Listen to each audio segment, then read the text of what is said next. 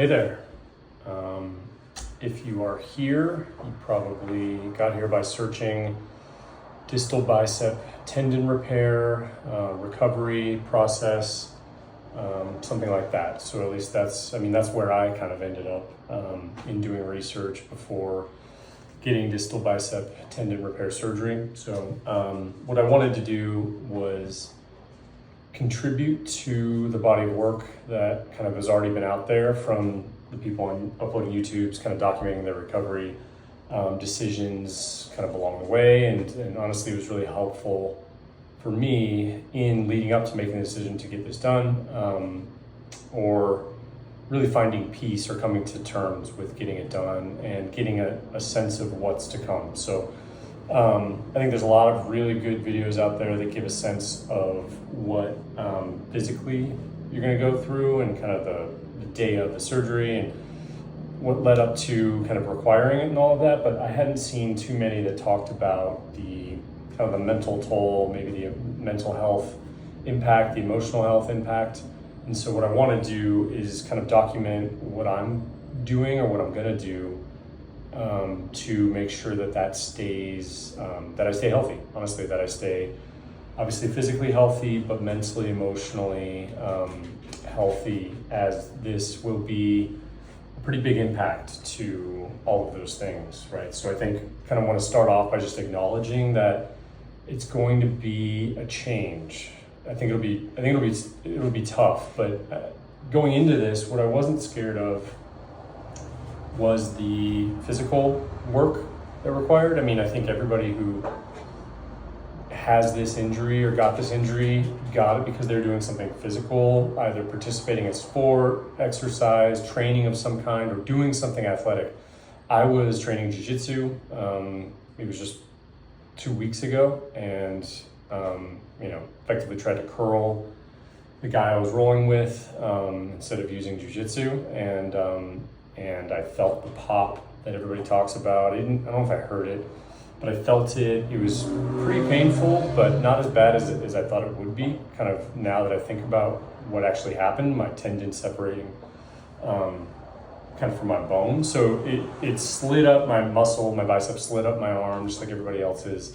I knew it immediately when it happened. I felt it. I felt it slide up. I kind of told my rolling partner, hang on.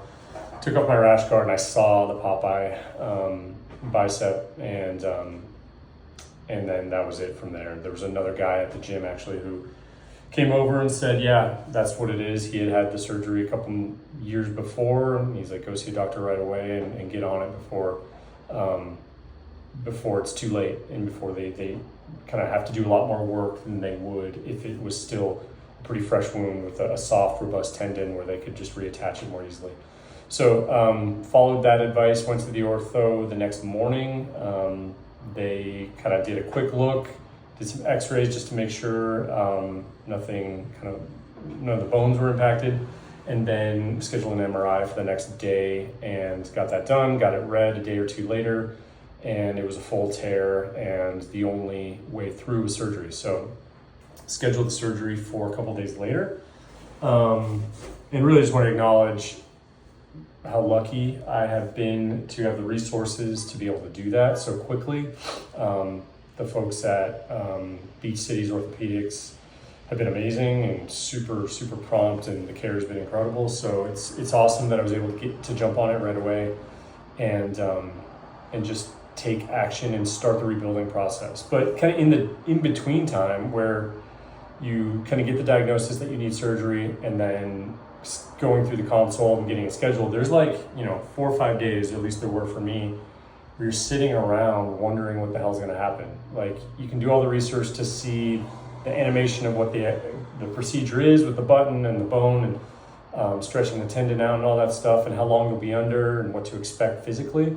But again, I didn't see anything about what I was going to do now that I couldn't train. I couldn't train jiu-jitsu. I've been doing that for 3 or 4 days a week for a while. I've been training CrossFit for 10 years, 3 to 5 days a week. I've been weightlifting for 20 years, So it's like, this is such a core part of my life. candidly, it's a big part of like my identity, the way I see myself, the way others see me. And it's a big touchstone for my own mental health. And so knowing that that would be paused for a certain period of time, however long it's going to be. I mean, the doctors are saying about 4 to 5 months for total recovery to be back training, kind of at the same level I was. But I know before that I'll be able to kind of move and do some lower body work and training, and I don't expect to stay away from exercise too long. But even still, I haven't not trained for more than 5 or 6 days, probably in 20 years. In one way or another, I've done something. So knowing that that would be on pause for a while was really scary, frankly. It was really scary because I'm kind of afraid of what would happen in the meantime. So I guess what I wanted to do is more acknowledge that that's real. If you got this injury, you're likely pretty athletic.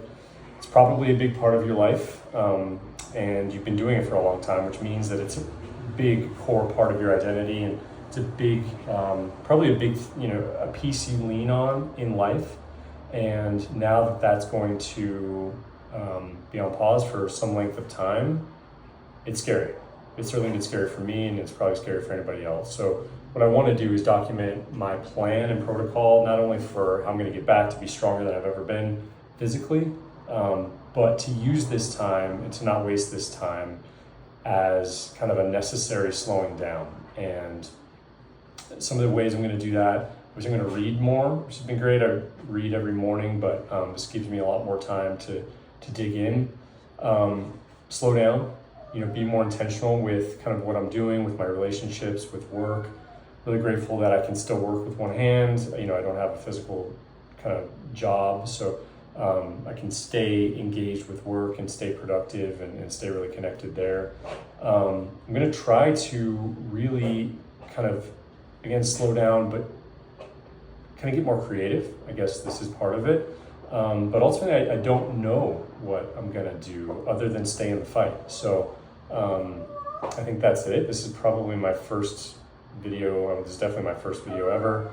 Hopefully it's one of many. I plan to kind of chronicle this as we go and celebrate the small wins. I don't know if it'll be once a week, every other day, every day, doesn't matter. But what I want to do is contribute to the amount of videos that are out there, and hopefully have a great story at the end of this where I come back stronger, happier, healthier, and more grateful than ever that I was able to do this and stay in the fight. So that's it. It's video 1.